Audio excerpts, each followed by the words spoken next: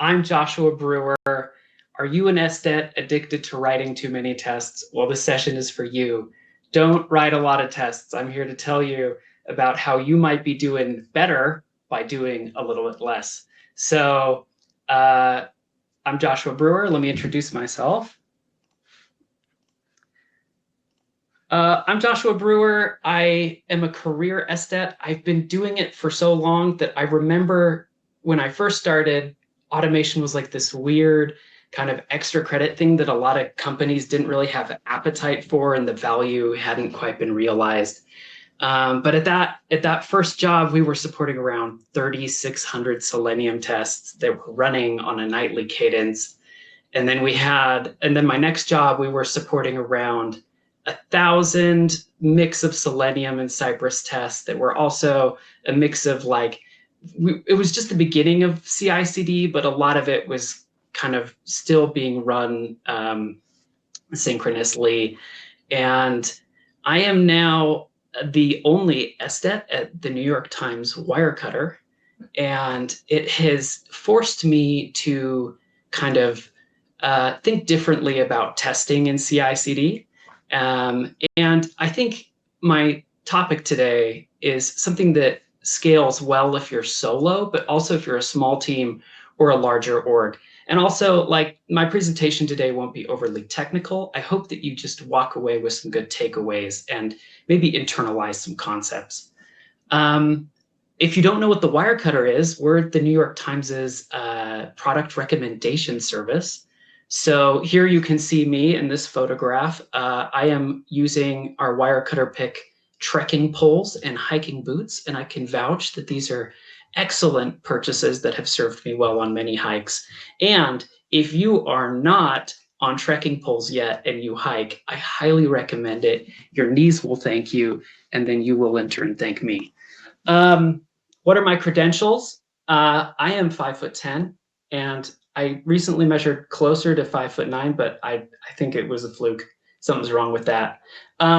The other thing is my 3-year-old says I can jump very high, so I am an athlete, clearly.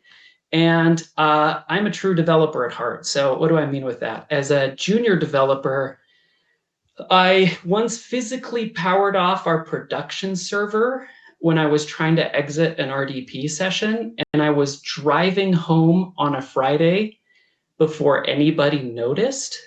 And I think the fix was actually they had to, in the data center, turn the machine back on. So it was incredible. So you know that I'm a true developer at heart. CI/CD is changing the paradigm around testing. The kind of testing that I was doing at my first job, where we had nightly cycles of 3,600 tests, it doesn't work with the expectations that developers now have around testing. So I believe that the best testing in the new world of CI/CD is a strong relationship and a partnership between developers and their tests. What does that mean? It means that your tests are fast. I think the shorter the feedback cycle is, the more your developers are going to understand that their pushes, their commits have consequences, and it tightly couples their work to the tests. It means that tests are meaningful, that like a failure is a failure and a pass is a pass, and you're testing things that you care about. It means that tests are bug catching or otherwise indicative of issues, and that it kind of pinpoints the failure to what's under test. So developers don't have to chase if it's some kind of third-party integration that has failed. And the last thing is, and this is arguably the most important one, is the tests are stable. I hope you walk away today from this session with an increased sense of the importance of test stability. I want you all to stop treating tests like they're your precious babies. And I hope you realize at the end of this session that if your developers can't rely on the feedback from tests, that they're going to stop caring. So why are too many tests getting in your way? if you have too many tests, and I know a lot of us have dealt with this, you just have more maintenance. The more tests you have, the more time you're spending maintaining tests. The other thing I found, and I'll talk a little bit in detail about this, but the other thing I found is that the more tests you have, the fuzzier your understanding is of what your actual test coverage is. And I'm really happy today and yesterday that Cypress announced that their UI coverage tool is becoming more generally available. And that could potentially remedy an issue like this. But I find, especially in teams that aren't centralized, where developers and SDETs are spread across teams and there are hundreds of automated tests, it can be really hard to know exactly what you're testing with the automation. And it can also create a false sense of, we're testing so many things that of course we're going to test the thing we care about. Like, in having so many tests, we're testing everything. And it's a lot easier when you have fewer tests to have a very clear picture of what you are and aren't testing. And the other thing is, the more tests you have, the longer the feedback cycle is. Parallelism is a great remedy to this. You can throw a lot of parallel threads at something, but at a certain point, parallel threads have kind of diminishing returns. And the longer the feedback cycle is, the more it is decoupled with the work that developers are pushing up, and the less kind of accountability they feel about it. And I have a hard truth for you all. I'm very sorry, but nobody cares about your overnight regression tests.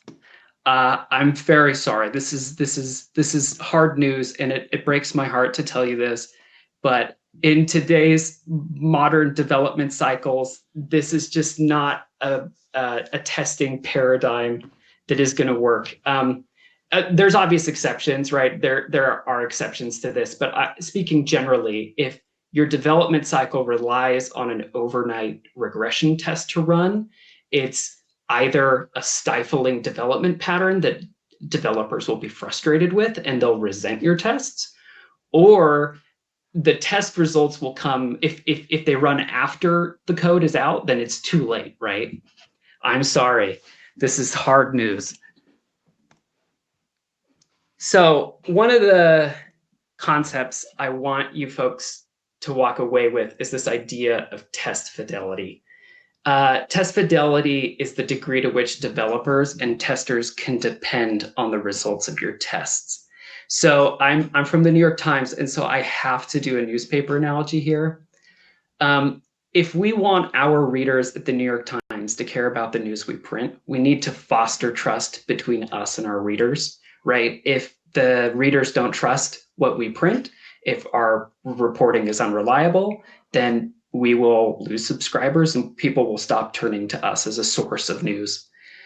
I want you to feel that same kind of obligation to your developers towards your tests. So I want your tests to feel like your success rides on whether or not your developers can trust these tests. You need to foster trust between developers and these tests.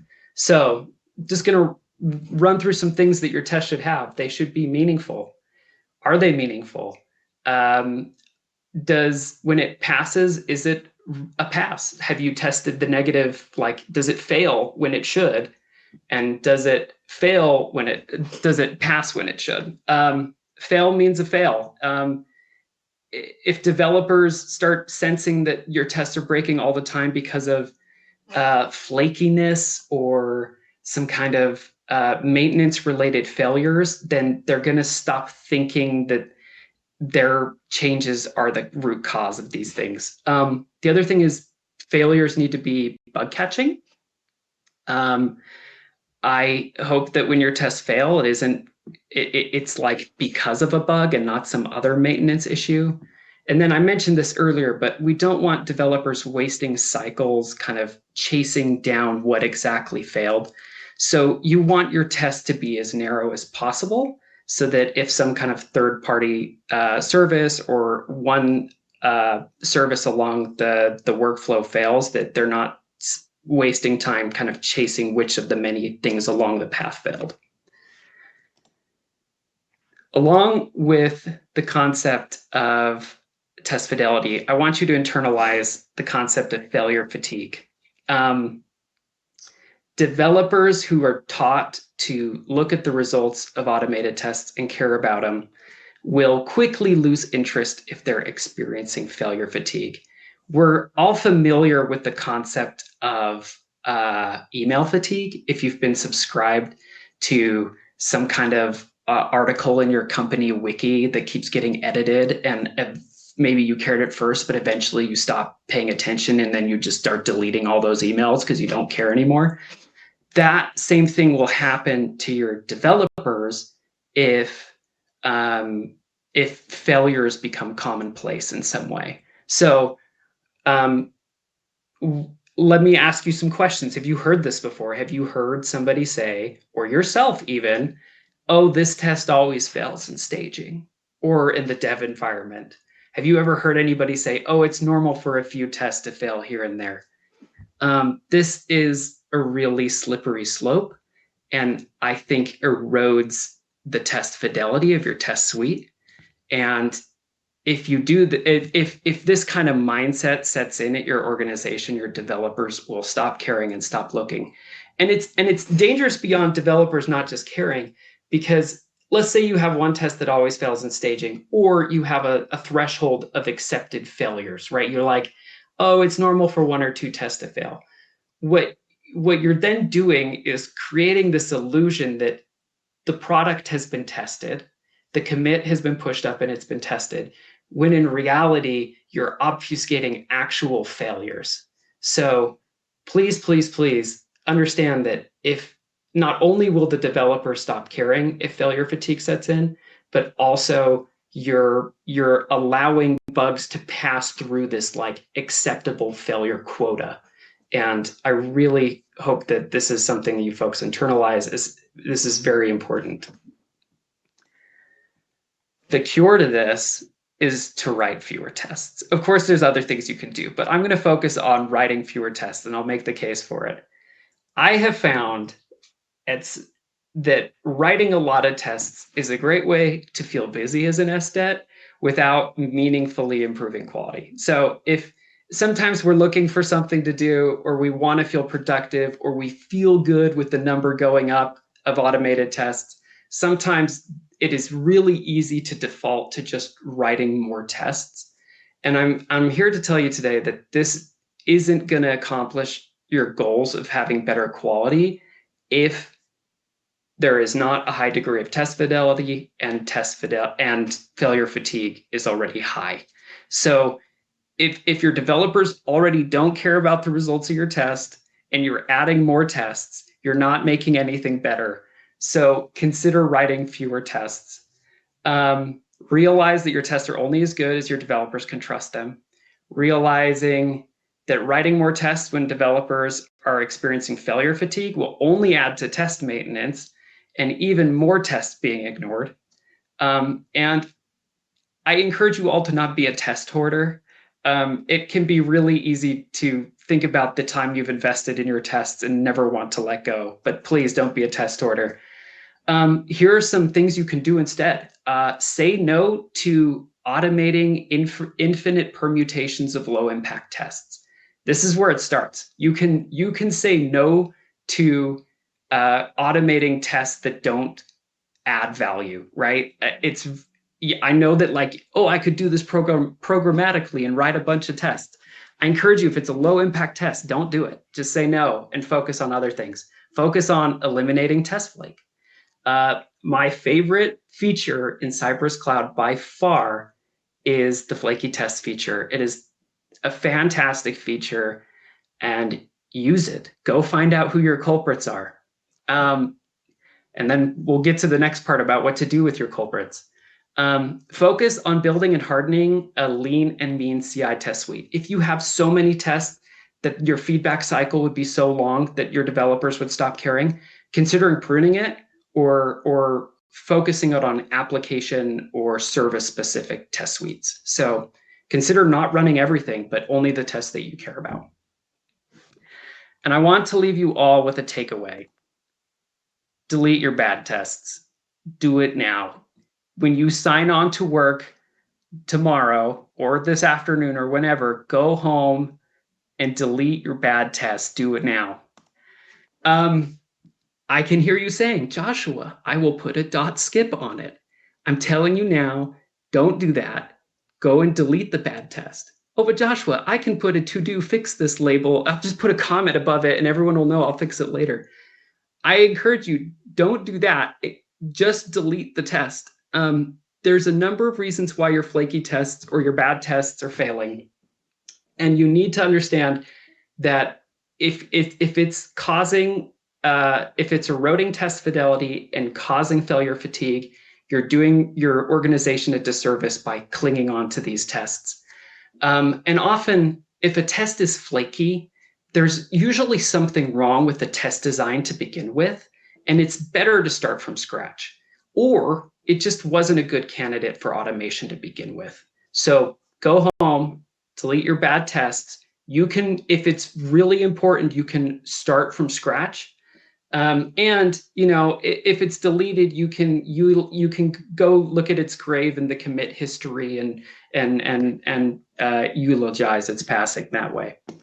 Thank you, everybody. Here are my socials, and thank you, CypressConf, for giving me space to stand on my soapbox. We all appreciate your soapbox, Joshua. It was delightful. I think that the conversation here and the perspective that you're giving us of quality over quantity in your test is really important. But we all have that time where we're defining KPIs. And every time when you get to that period, it's what are we defining KPIs for test automation? And I think that number of tests always enters the conversation. So you kind of are advocating for flake rate or quality as a KPI. Are there any other ones you would say that you would apply to your own testing practices or testing teams when it comes to planning goals? Yeah, for us, one of the big goals is we've kind of set a certain, a threshold of how long we're willing to wait for our automated test to run. And we feel comfortable expanding our test case coverage as long as it remains within a certain threshold of time. And so you can still add more test cases if you are sticking to as long as these other things are being met. So I'm not saying don't write any new tests, but I'm saying focus on high quality, meaningful, and impactful tests. The other thing that we do is we track our failures and make sure that we kind of track the statistics of how often tests are failing because of bugs as opposed to maintenance related issues. So if that ratio starts getting better, of you're catching more bugs with end-to-end failures as opposed to maintenance issues, then I think you're also improving quality. Excellent. We have some questions coming in from the audience. I'm going to share the first one here to the screen. How does the philosophy of fewer and more meaningful tests get along with test coverage metrics? I think you just touched on that, but is there anything else you'd like to add? Yeah, I will add that it's really tempting to test everything. And I only got to mention it shortly, but consider maybe running tests that are application specific. So if there is only one feature that is being modified, or if it's a certain service change consistently affects the platform in understandable ways, you can have high test coverage, but consider running fewer of them at a time so that you have a faster and tighter feedback loop and less likelihood of encountering a maintenance related issue. Awesome. Another question coming in from the audience is, what are some criteria you would use to classify a test as bad? I think you know the one, Lucas. I think flakiness is the easiest thing to look at. If your test isn't performing well in a CI environment, or if it's that's why I highly encourage looking at Cypress Cloud. It's really easy to find your culprit tests. The other thing is I would say long running tests are generally bad. And I would also say, this is in the Cypress documentation. I have a conditional test that failed yesterday where I was doing some conditional logic that I know I shouldn't be doing. And it flaked out on me yesterday. So I would say also non-deterministic conditional tests are also probably bad. Absolutely. I'm going to go ahead and share our next question. And we have a question, since you're a developer, according to you, how can a developer contribute to like a QA team when their regression suite holds maybe not so meaningful tests, but a large quantity of them? Let me read this again real quick.